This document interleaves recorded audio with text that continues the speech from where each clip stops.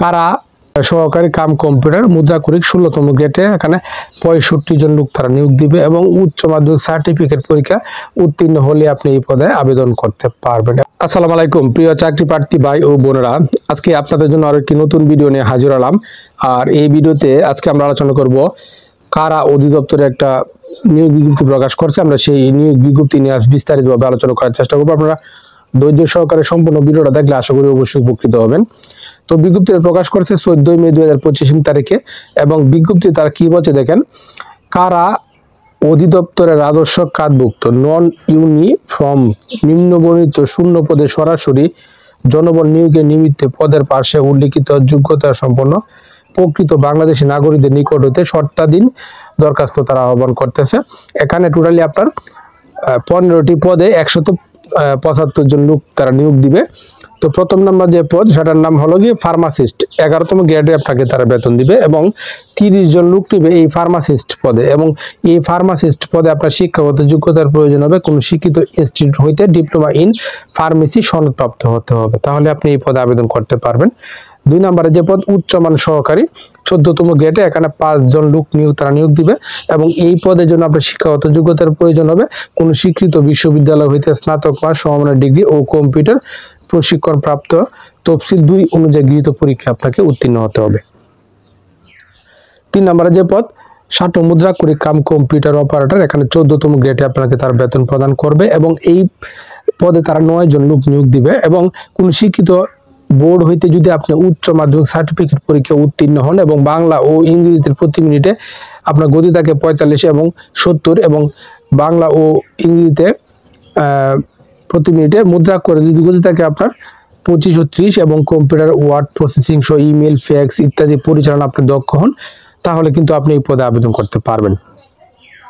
এবং 4 নম্বরে যে পদ কম্পিউটার মুদ্রাক্ষরিক, এখানে আপনার 1 জন লোক নিবে 16তম গ্রেডে এবং এই পদের জন্য আপনার উচ্চ মাধ্যমিক সার্টিফিকেট পরীক্ষা উত্তীর্ণ হতে হবে এবং কম্পিউটার মুদ্রাক্ষরের প্রতি মিনিটে 20 শব্দ থাকতে হবে বাংলা এবং ইংরেজিতে এবং এছাড়া কম্পিউটার ওয়ার্ড প্রসেসিং সহ ইমেল ও ফ্যাক্স পরিচালনা দক্ষতা ও অভিজ্ঞতা আপনার থাকতে হবে। এবং 5 নম্বরে যে পদ অফিস সহকারী 16তম গ্রেডে 10 জন লোক তারা নিয়োগ দিবে এবং কোন শিক্ষিত বোর্ড হইতে দ্বিতীয় বিভাগে উচ্চ মাধ্যমিক সার্টিফিকেট পরীক্ষা উত্তীর্ণ হলে আপনি এই অফিস সহকারী পদে আপনি আবেদন করতে পারবেন। এবং 6 নম্বরে যে পদ কারা সহকারী কাম কম্পিউটার মুদ্রাক্ষরিক 16তম গ্রেডে এখানে 65 জন লোক তারা নিয়োগ দিবে এবং উচ্চ মাধ্যমিক সার্টিফিকেট পরীক্ষা উত্তীর্ণ হলে আপনি এই পদে আবেদন করতে পারবেন। এবং আপনার কম্পিউটারে মুদ্রাক্ষরের ক্ষেত্রে প্রতি মিনিটে যদি বাংলা ও ইংরেজিতে 20 এবং 28 শব্দের গতি থাকে এবং কম্পিউটার ওয়ার্ড প্রসেসিং সহ ইমেল ও ফ্যাক্স পরিচালনা দক্ষতা ও অভিজ্ঞতা থাকতে হবে। 7 নম্বরে যে পদ অফিস সহকারী কাম বিক্রেতা শোরুম, এখানে 16তম গ্রেডে তারা 1 জন লোক নিয়োগ দিবে এবং এই পদের জন্য আপনার কোন শিক্ষিত বোর্ড হইতে 2.5 পেয়ে আপনার উচ্চ মাধ্যমিক সার্টিফিকেট পরীক্ষা উত্তীর্ণ হতে হবে। এবং 8 নম্বরে যে পদ অফিস সহকারী কাম বিক্রেতা রেশন, এখানে 16তম গ্রেডে 1 জন তারা লোক নিবে এবং 2.5 পেয়ে আপনাকে উচ্চ মাধ্যমিক সার্টিফিকেট পরীক্ষা উত্তীর্ণ হতে হবে। এবং ট্যাক্স টেকার পদে 16তম গ্রেডে 6 জন লোক নিবে এবং আপনার শিক্ষাগত যোগ্যতা 2.5 পেয়ে আপনার মাধ্যমিক স্কুল সার্টিফিকেট পরীক্ষা উত্তীর্ণ হতে হবে। তবে শর্ত থাকে যে আপনার কোনো শিক্ষিত প্রতিষ্ঠান হইতে কাপড় বোনা ও রং করা, কাঠমিস্ত্রি, কার্পেট তৈরি, কামার ইত্যাদি ট্রেড কোর্সে আপনার উত্তীর্ণ প্রার্থী যারা তাদেরকে অগ্রাধিকার প্রদান করা হবে। এবং 10 নম্বরের যে পদ গাড়ি চালক, এখানে 16তম গ্রেডে তারা 12 জন লোক নিয়োগ দিবে এবং কোন শিক্ষিত বোর্ড হইতে মাধ্যমিক স্কুল সার্টিফিকেট পরীক্ষা উত্তীর্ণ হতে হবে এবং হালকা ও ভারী যানবাহন চালানোর আপনার বৈধ ড্রাইভিং লাইসেন্স থাকতে হবে। এবং 11 নম্বর যে পদ শিক্ষক পদে 17তম গ্রেডে এখানে 26 জন লোক তারা নিয়োগ দিবে এবং কোন শিক্ষিত বোর্ড হইতে আপনার 2.5 পেয়ে উচ্চ মাধ্যমিক সার্টিফিকেট পরীক্ষা উত্তীর্ণ হলে আপনি এখানে আবেদন করতে পারবেন। এবং 12 নম্বর যে পদ ক্যাশিয়ার, এখানে 17তম গ্রেডে 1 জন লোক নিবে এবং কোন বোর্ড হইতে বাণিজ্যিক বিভাগে আপনার 2.5 পেয়ে উচ্চ মাধ্যমিক সার্টিফিকেট পরীক্ষা উত্তীর্ণ হলে আপনাকে আবেদন করতে পারবেন এখানে। এবং মাস্টার দর্জি 13তম গ্রেডে আপনার 1 জন লোক নিবে 18তম গ্রেডে একজন লোক নিবে এবং উচ্চ মাধ্যমিক সার্টিফিকেট পরীক্ষা উত্তীর্ণ হতে হবে এবং সংশ্লিষ্ট কাজে আপনার 2 বছরের অভিজ্ঞতা থাকতে হবে। এবং 14 নম্বর যে পদ বুক বাইন্ডার ইনস্ট্রাক্টর, এখানে 19তম গ্রেডে একজন লোক নিবে, মাধ্যমিক স্কুল সার্টিফিকেট পরীক্ষা উত্তীর্ণ হতে হবে এবং সংশ্লিষ্ট কাজে 3 বছরের অভিজ্ঞতা থাকতে হবে। এবং ব্ল্যাক স্মিথ পদে 19তম গ্রেডে 5 জন লোক নিবে এবং এসএসসি পাস হলে এবং 3 বছরের অভিজ্ঞতা থাকলে উক্ত কাজে, তাহলে আপনি এই পদে আবেদন করতে পারবেন। তো এই পদগুলোতে যদি আপনি আবেদন করতে চান তাহলে আপনাকে আরো অবশ্যই কিছু শর্তাবলী জানতে হবে। শর্তাবলীর মধ্যে কি বলা আছে, প্রার্থীকে অবশ্যই বাংলাদেশের নাগরিক এবং জাতীয় পরিচয়পত্র অথবা জাতীয় পরিচয়পত্র প্রাপ্তির অনলাইনে আবেদন স্লিপ থাকতে হবে। এটা হলো প্রথম শর্ত। দ্বিতীয় শর্ত হলো প্রার্থীর বয়স 19 মে 2025 থেকে 25 সালে 18 থেকে 32 বছরের মধ্যে হতে হবে এবং বয়স প্রমাণে এখানে এফিডেভিট গ্রহণযোগ্য নয় এবং বয়স প্রমাণের হিসাবে জাতীয় পরিচয়পত্র জন্ম সনদ আপনাকে এখানে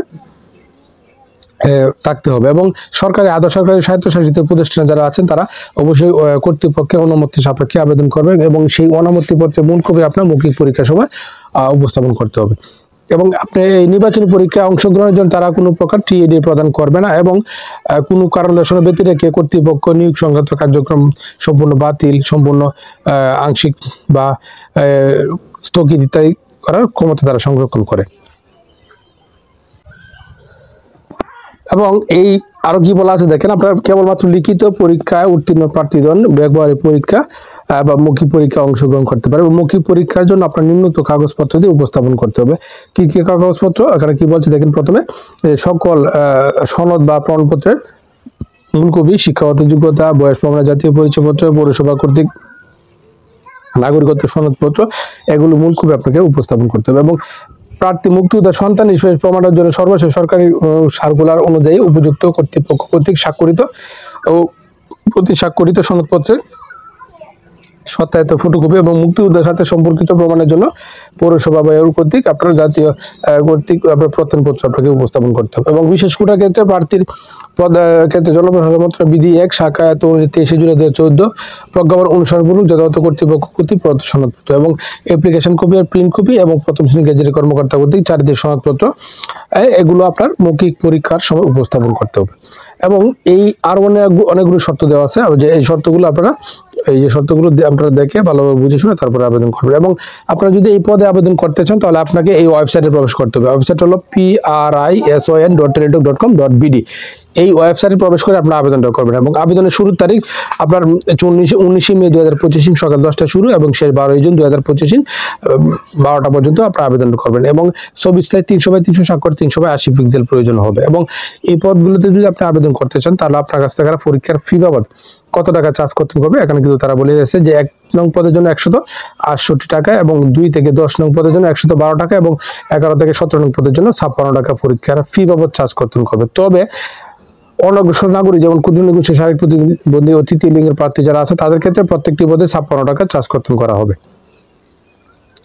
তো এছাড়াও আরো অনেকগুলো শর্ত আছে, আপনারা সবগুলো শর্ত ভালোভাবে পড়বেন, পরে বুঝে শুনে নিয়োগটা সম্পর্কে খোঁজ খবর নিয়ে সত্যমিথ্যা যাচাই করে তারপরে আবেদন করবেন। আর প্রতিদিন আপডেট চাকরি খবর পেতে অবশ্যই আমার চ্যানেল আর ফেসবুক পেজের সঙ্গে থাকবেন। ধন্যবাদ সবাইকে এতক্ষণ সাথে থাকার জন্য।